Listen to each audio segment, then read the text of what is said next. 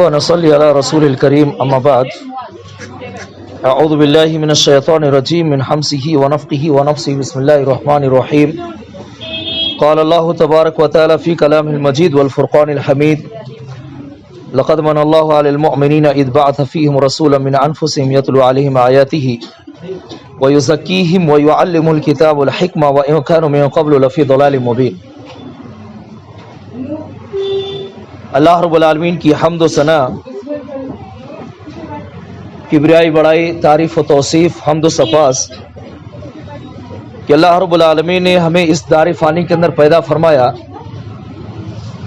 اور پیدا کرنے کے بعد ہم کو یوں ہی بے راہ روی پر نہیں چھوڑ دیا، ضلالت اور گمراہی پر نہیں چھوڑ دیا، بلکہ اللہ رب العالمین نے ہمیں سیدھی راہ پر گامزن کرنے کی خاطر، صراط مستقیم کو وا کرنے کی خاطر ہمارے لیے اللہ رب العالمین نے اس دنیا کے اندر بے شمار انبیاء کرام کو مبعوث فرمایا۔ انہی انبیاء کرام میں سے ہمارے آخری نبی، تاجداری مکی و مدنی، امام الانبیاء و رسول، شافی و مشفع، میدان محشر، صاحب حوض کوثر، محمد صلی اللہ علیہ وسلم کی ذات گرامی ہے، جن کے اوپر ہزاروں ہزار درود و سلام ہو۔ اللہم صلی علیہ، اللہم بارک علیہ۔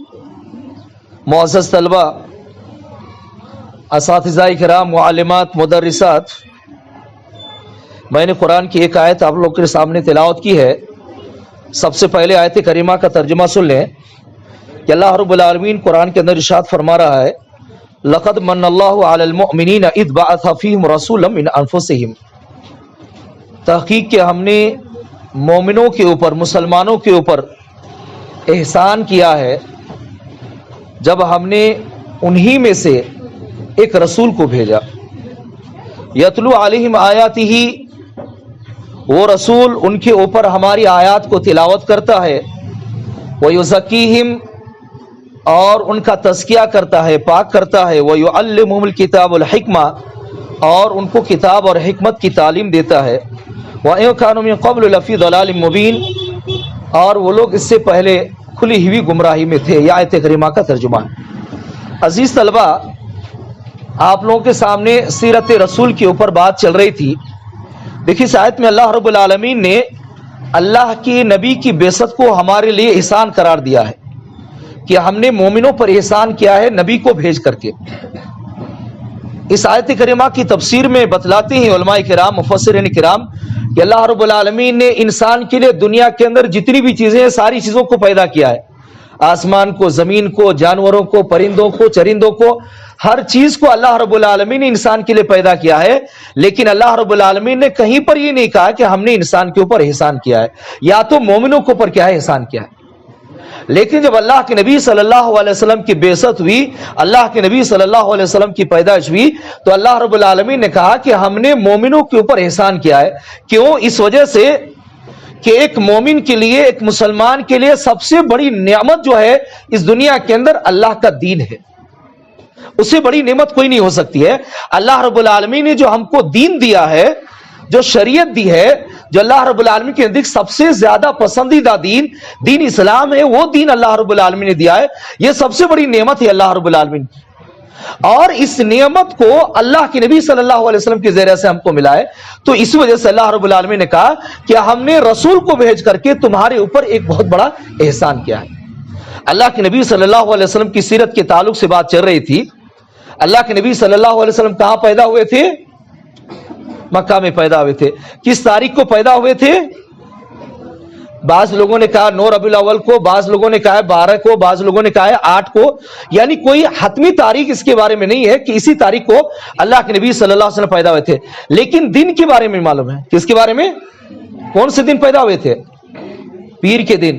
اللہ کے نبی صلی اللہ علیہ وسلم دن کے حساب سے بتلایا گیا ہے کہ اس دن اللہ کے نبی صلی اللہ علیہ وسلم پیدا ہوئے تھے، اور اس دن روزہ رکھنا سنت بھی ہے۔ اس دن روزہ رکھنا کیا ہے؟ سنت بھی ہے۔ تو اللہ کے نبی کی پیدائش کا تعلق تاریخ سے نہیں ہے۔ اللہ کے نبی کی پیدائش کا تعلق کس سے ہے؟ دین سے ہے، تاریخ سے نہیں ہے، کیونکہ تاریخ کے بارے میں اختلاف ہے۔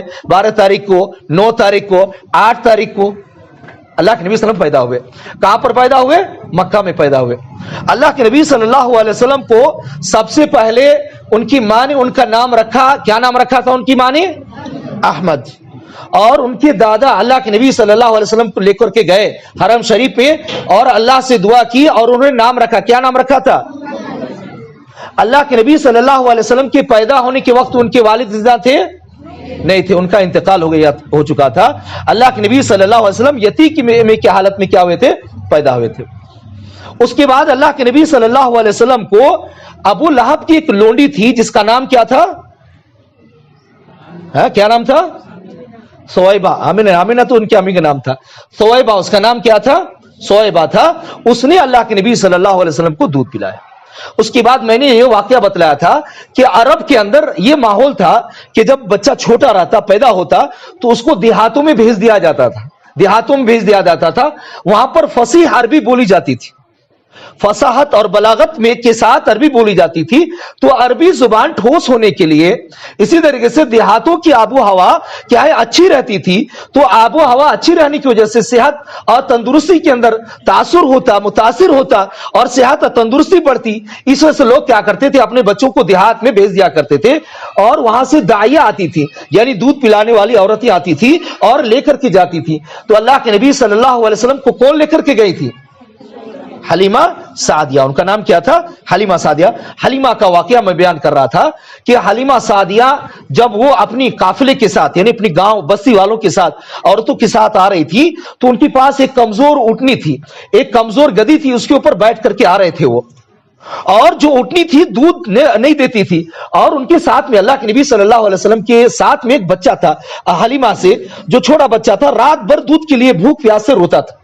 دیکھیے اللہ کے نبی صلی اللہ علیہ وسلم کی ذات ہمارے لیے رحمت بھی ہے اور برکت بھی ہے ہمارے لیے. اللہ کے نبی صلی اللہ علیہ وسلم کی ذات میں اللہ کے نبی صلی اللہ علیہ وسلم کو کوئی بھی عورت لینا پسند نہیں کر رہی تھی، کیونکہ اللہ کے نبی کیا تھے؟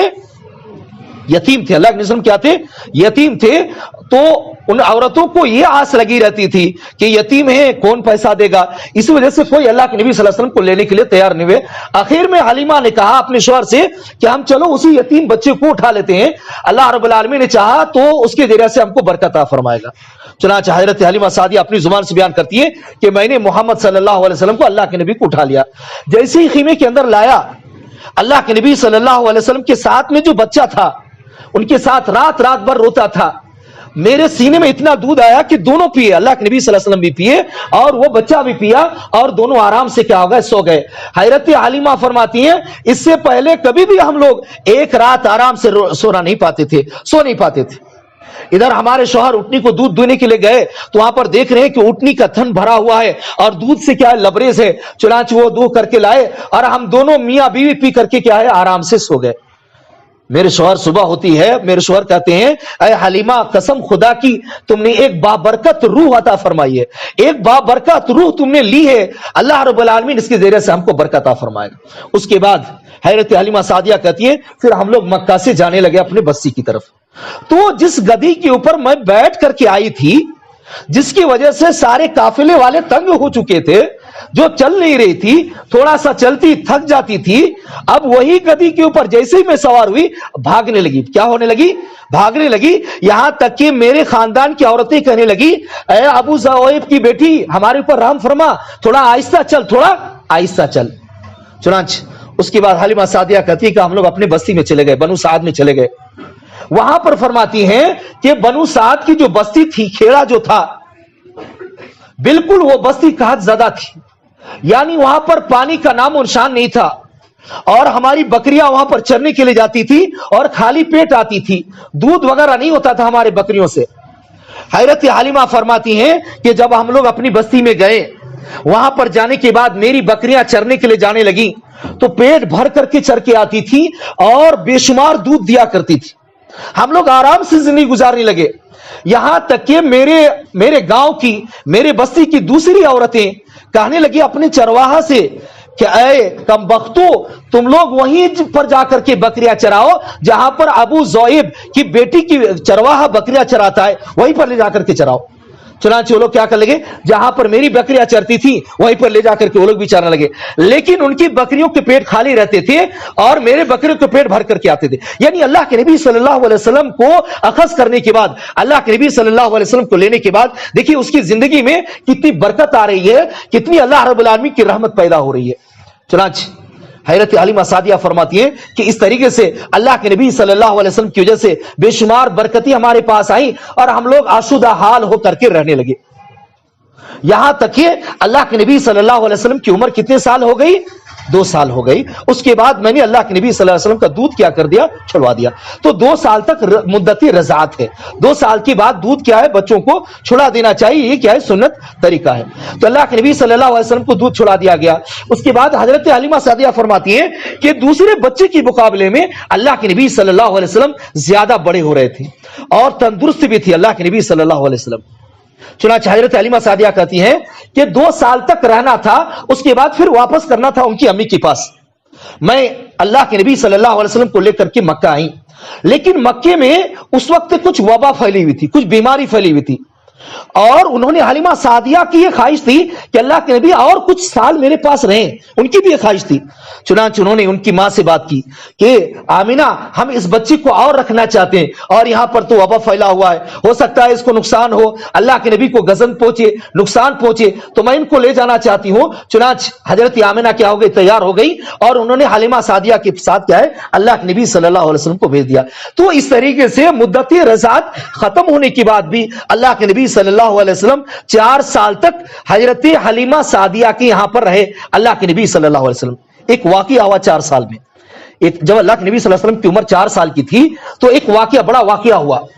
اللہ کے نبی صلی اللہ علیہ وسلم حلیمہ سعدیہ کے پاس جو بچے تھے, اور خاص کر کے ایک بچی شیمہ کر کے نام تھا, اس بچی کی گود میں اللہ کے نبی صلی اللہ علیہ وسلم بہت زیادہ کھلا کرتے تھے, اور وہ بچی اللہ کے نبی صلی اللہ علیہ وسلم کو بہت زیادہ لاڈ و پیار سے رکھا کرتی تھی اور کھلایا کرتی تھی. اللہ کے نبی صلی اللہ علیہ وسلم حلیمہ سعدیہ کے بچے بکریاں چرانے جاتے یا تو غلام جاتے, تو اللہ کے نبی صلی اللہ علیہ وسلم بھی ان کے ساتھ چلے جاتے اور ان کے ساتھ کھیلتے اللہ کے نبی صلی اللہ علیہ وسلم. ایک مرتبہ ایسا ہوا کہ جب اللہ کے نبی صلی اللہ علیہ وسلم کی عمر 4 سال, بعض لوگوں نے کہا ہے, بعض مفسرین نے کہا ہے 5 سال, جب اللہ کے نبی صلی اللہ علیہ وسلم کی عمر ہوئی تو ایک واقعہ ہوا. حضرت جبرائیل امین آئے, اللہ کے نبی صلی اللہ علیہ وسلم کھیل رہے تھے بچوں میں, اور اللہ کے نبی صلی اللہ علیہ وسلم کو پکڑے اور اللہ کے نبی صلی اللہ علیہ وسلم کو زمین پر پٹک دیے. کیا کیا؟ اللہ کے نبی صلی اللہ علیہ وسلم کو زمین پر پٹک دیے اور اللہ کے نبی کا سینے کو چیر دیے اور دل کا ایک حصہ نکالے. اللہ کے نبی صلی اللہ علیہ وسلم کے دل سے ایک حصہ نکالے, اور حضرت جبرائیل امین نے اس روایت کو, مسلم شریف کی روایت ہے اور صحیح روایت ہے, انس رضی اللہ عنہ بیان فرماتے ہیں کہ اللہ کے نبی صلی اللہ علیہ وسلم کے اس دل کے ایک حصے نکالے اور جبرائیل امین نے بتلایا یہ تمہارے دل کے اندر شیطان کا حصہ تھا. ہر انسان کے پاس ہمارے دل میں ایک شیطان کا حصہ ہوتا ہے. ہر انسان کے پاس ایک شیطان ہوتا ہے, اس کو بہکانے کے لیے, اس کو ورگلانے کے لیے, اس کو سیدھے راستے سے بھٹکانے کے لیے, دین اسلام سے اس کو ہٹانے کے لیے. شیطان کا صرف وہی کام ہے کہ کس طریقے سے ہم انسان کو دین سے الگ کریں, کس طریقے سے ہم انسان کو توحید سے الگ کریں, کس طریقے سے ایک انسان کو دین سے ہم بیزار کریں, کیسے ایک انسان کو گناہ کی طرف راغب کریں, کیسے ایک انسان کو گناہ کی طرف لے کر کے جائیں. وہ شیطان کا کام ہے. اللہ کے نبی صلی اللہ علیہ وسلم کے سینے کو چاک کیا گیا, جبرائیل امین چاک کیے اور اس حصے کو کیا ہے, شیطان کے حصے کو ہٹائے اور اللہ کے نبی کے دل کو زمزم کے پانی سے دھوئے. جب بچے وہاں کھیل رہے تھے اللہ کے نبی صلی اللہ علیہ وسلم کے ساتھ, وہ بچے دوڑتے ہوئے ان کے گھر آئے اور ان کی ماں سے حلیمہ سعدیہ سے کہا کہ تمہارے بچے کو مار دیا گیا, تمہارے بچے کو قتل کر دیا گیا. چنانچہ ان کے گھر والے اللہ کے نبی صلی اللہ علیہ وسلم کے جو رضائی ماں تھے اور ان کے باپ وغیرہ تھے, پورے دوڑ کر کے آئے تو اللہ کے نبی صلی اللہ علیہ وسلم ایک کونے میں بیٹھ کر کے, پتھر میں ٹیک لگا کر کے بیٹھ کر کے اللہ کے نبی صلی اللہ علیہ وسلم کیا کر رہے ہیں, ہانپ رہے ہیں. اللہ کے نبی صلی اللہ علیہ وسلم ہانپ رہے, ڈر سے کیا کر رہے ہیں, ہانپ رہے ہیں. اس کے بعد حلیمہ سعدیہ کو کیا ہوا, ڈر پیدا ہوا کہ کہیں ایسا نہ ہو کہ اس بچے کو نقصان پہنچے. چنانچہ اللہ کے نبی صلی اللہ علیہ وسلم کو لیے اور مکہ میں لا کر کے آمینہ کے پاس چھوڑ دیے. اس وقت اللہ کے نبی صلی اللہ علیہ وسلم کی عمر کتنی تھی؟ 4 سال کی عمر تھی. تو یہاں تک اللہ کے نبی صلی اللہ علیہ وسلم کے بارے میں واقعہ یاد رکھیے کہ اللہ کے نبی کی عمر 4 سال تھی جب اللہ کے نبی صلی اللہ علیہ وسلم کا شق صدر ہوا, یعنی پہلی مرتبہ سینے کو چاک کیا گیا. اس کے بعد پھر آنے والا جمعہ اس کے آگے بتلایا جائے گا انشاءاللہ عزیز. اللہ رب العالمین ہم تمام مسلمانوں کو اللہ کے نبی صلی اللہ علیہ وسلم کی صورت, سیرت اور سنت کے اوپر عمل کرنے کی توفیق عطا فرمائے. وآخر الحمدللہ رب العالمین.